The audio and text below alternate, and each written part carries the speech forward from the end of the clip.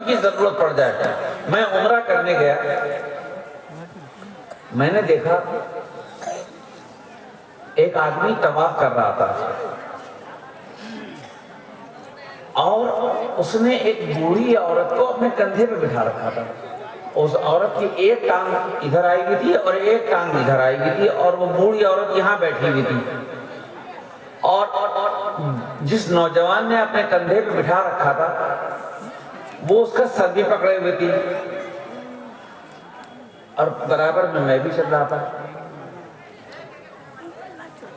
تو آپ میں سے جو لوگ جا چکے ہیں, آپ لوگوں نے دیکھا ہوگا کہ جب چکر لگاتے ہیں کعبے کا, چلیے میں آپ کو ایک دعا دے دیتا ہوں, اللہ تعالیٰ اس پورے مجمع کو مکہ لے جائے. آمین کہیے. ہاں, کیا پتا کس کی قبول ہو جائے دعا.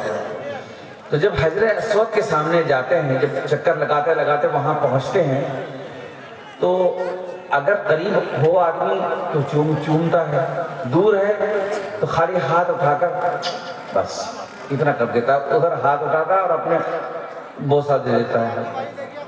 تو وہ بوڑھی عورت اس کو وہ چکر لگا رہا تھا, اور جب بھی وہ کعبے کو اس میں پتھر کے سامنے پہنچتی, حجر اسود کے سامنے پہنچتی, تو وہ سر پر سے ہاتھ ہٹاتی اور اس نوجوان کے منہ پہ ہاتھ لگا دیتی جو اس کے نیچے تھا. ایک طرح سے وہ یوں ہاتھ لگاتی تھی, اور اس کے ہونٹوں پہ ہاتھ لگانے کے بعد پھر اپنے ہونٹوں پہ ہاتھ لگاتی. جب وہ 7 چکر پورے ہو گئے اور پھر صفا مروہ کے جانے لگے, تو میں نے اس کو پکڑ لیا نوجوان کو.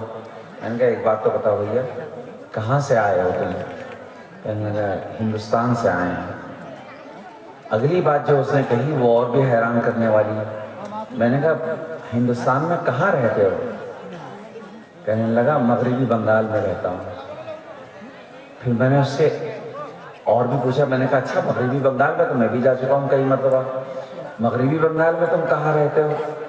تو اس نے کہا مالدہ شہر میں رہتا ہوں. میں نے کہا بڑی اچھی بات ہے, میں تو وہاں مالدہ تو نہیں گیا ہوں, لیکن ہاں اس ضلع میں کئی مرتبہ جا چکا ہوں. میں نے کہا یہ جو تمہارے کندھے پہ بیٹھی ہیں یہ کون ہیں؟ کہنے لگا یہ میری امی ہے.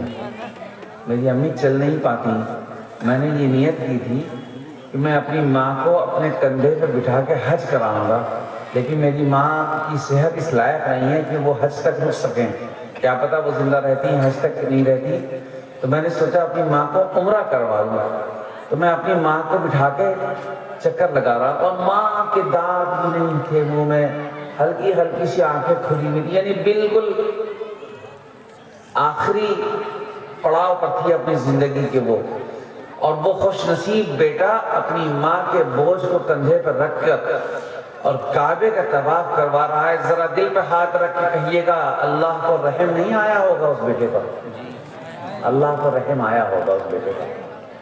اللہ نے کیسی رحمت کی نظر سے دیکھا ہوگا اس بیٹے کو جس نے کعبے کا چکر لگایا اپنی بوڑھی ماں کو اپنے کندھے پہ بٹھا کر, اور پھر اس کے بعد پھر اس نے صحیح بھی کی ہوگی.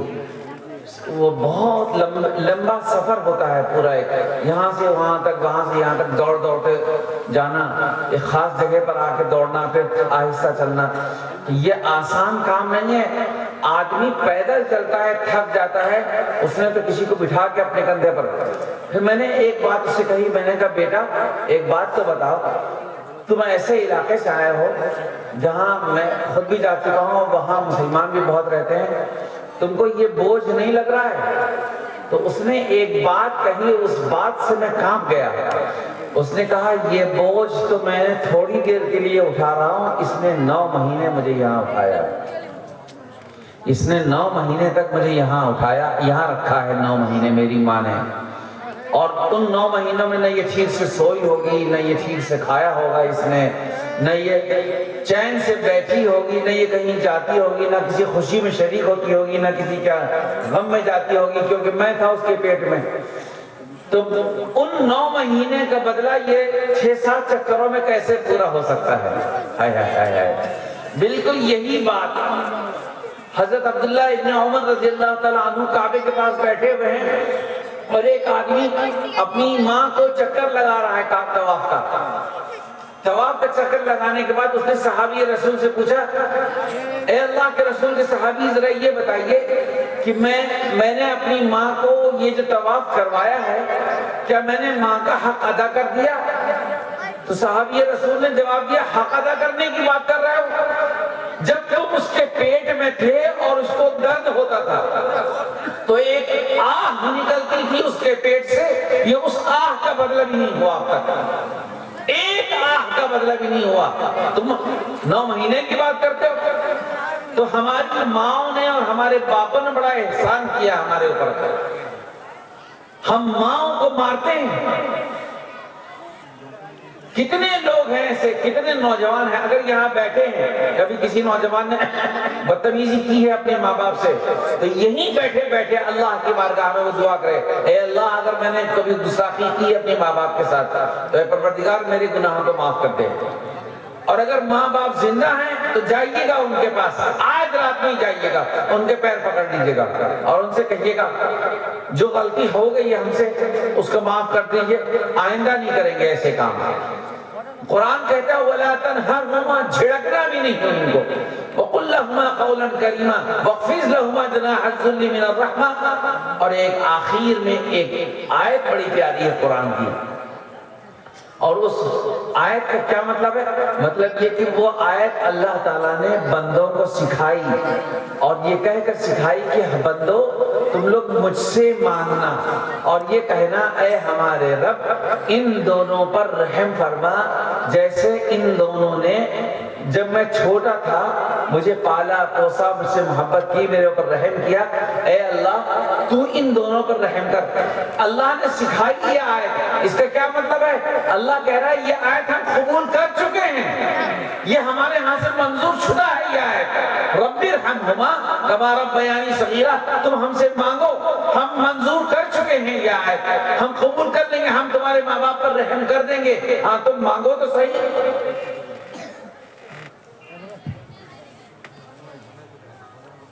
کچھ چیزیں ایسی ہوتی ہیں، کچھ دعائیں ایسی ہیں قرآن کے اندر جو اللہ نے ذکر کی ہیں اور یہ کہہ دیا ہے کہ یہ دعائیں منظور ہو گئی ہمارے ہاں یہ دعا قبول ہو چکی ہے، جیسے ربنا آتنا فی الدنیا حسنۃ وفی الآخرۃ حسنۃ وقنا عذاب النار۔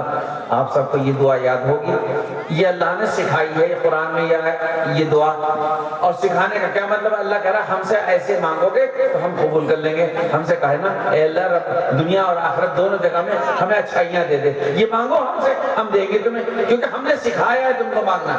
تو رب ارحمہما کما ربیانی صغیرا یہ اللہ نے سکھائی ہے ہم کو یہ آیت، اور اس کا مطلب یہی ہے کہ تم مانگو اپنے ماں باپ کے لیے، تمہارے ماں باپ کے اوپر ہم رحم کر دیں گے، مر گئے ہیں تو گناہ معاف کر دیں گے، قبر میں ہوں گے تو ان پر رحم کر دیں گے، ان کے سوالوں کو آسان کر دیں گے، اور اگر زندہ ہوں گے تو ان کی عمروں میں برکت دے دیں گے، زندہ ہوں گے تو ہم ان کو صحت دے دیں گے، زندہ ہوں گے تو وہ دعائیں جو مانگیں گے تمہارے لیے ہم ان کی دعاؤں کو قبول کر لیں گے، وہ زندہ ہوں گے تمہارے گھر میں تو ان کی وجہ سے تمہارے گھر میں خیر و برکت آئے گی، وہ زندہ ہوں گے تمہارے گھر میں تو تمہارے گھر میں ہماری رحمتیں اتریں گی، وہ زندہ ہوں گے تمہارے گھر میں تو تم خوش نصیب کہلاؤ گے، اور اگر ماں باپ دنیا سے رخصت ہو چکے ہیں تو بد نصیب کہلاؤ گے۔